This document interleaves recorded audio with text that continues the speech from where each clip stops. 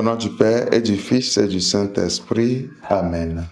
Viens, Esprit de sainteté, viens, Esprit de lumière, viens, Esprit de feu, viens nous embraser. De l'Évangile de Jésus-Christ selon saint Marc au chapitre 11, versets 11 à 25. Après son arrivée au milieu des acclamations de la foule, Jésus entra à Jérusalem dans le temple. Il parcourut du regard toutes choses, et comme c'était déjà le soir, il sortit pour aller à Béthanie avec les 12. Le lendemain, quand il quittait Béthanie, il eut faim. Voyant de loin un figuier qui avait des feuilles, il alla voir s'il trouverait quelque chose.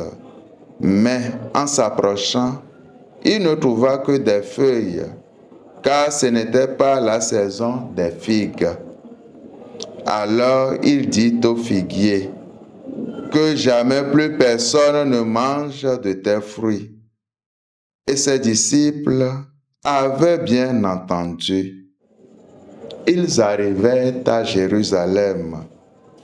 Entrés dans le temple, Jésus se mit à expulser ceux qui vendaient et ceux qui achetaient dans le temple. Il renversa les comptoirs des changeurs et les sièges des marchands de colombes. Il ne laissait personne transporter quoi que ce soit à travers le temple. Il enseignait et déclarait aux gens, « L'Écriture ne dit-elle pas, « Ma maison sera appelée maison de prière pour toutes les nations » Or vous en avez fait une caverne de bandits. Apprenant cela, les grands prêtres et les scribes cherchaient comment le faire périr. En effet, ils avaient peur de lui, car toute la foule était frappée par son enseignement. Et quand le soir tomba, Jésus et ses disciples s'en allèrent hors de la ville. Le lendemain matin, en passant, il vit le figuier qui était desséché jusqu'aux racines.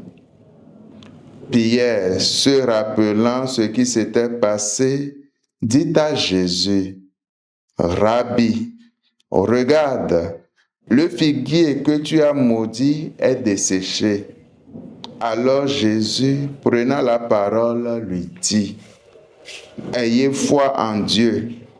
Amen, je vous le dis. Quiconque dira à cette montagne, « Enlève-toi de là et va se jeter dans la mer, » s'il ne doute pas dans son cœur, mais s'il croit que ce qu'il dit arrivera, cela lui sera accordé. C'est pourquoi je vous dis, tout ce que vous demanderez dans la prière, croyez que vous l'avez obtenu, et cela vous sera accordé. Et quand vous vous tenez en prière, si vous avez quelque chose contre quelqu'un, pardonnez, afin que votre Père qui est aux cieux vous pardonne aussi vos fautes. Acclamons la parole de Dieu. Louange à toi, Seigneur Jésus.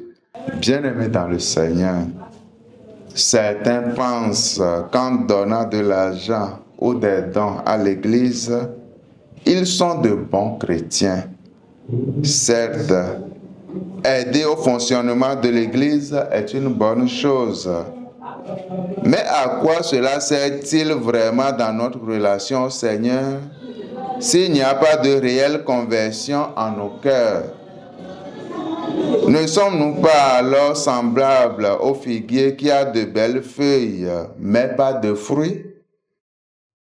L'évangile de ce jour nous appelle à la vérité du culte que nous rendons au Seigneur. Ce qui doit être en esprit et en vérité, Et notre vie doit être en accord avec ce culte. Jésus est mort et ressuscité pour nous permettre de vivre cette intimité divine. Mes frères et sœurs, le désirons-nous vraiment?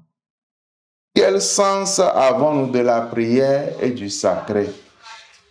Que le Seigneur nous bénisse et nous garde, lui qui est Père et Fils et Saint-Esprit. Amen.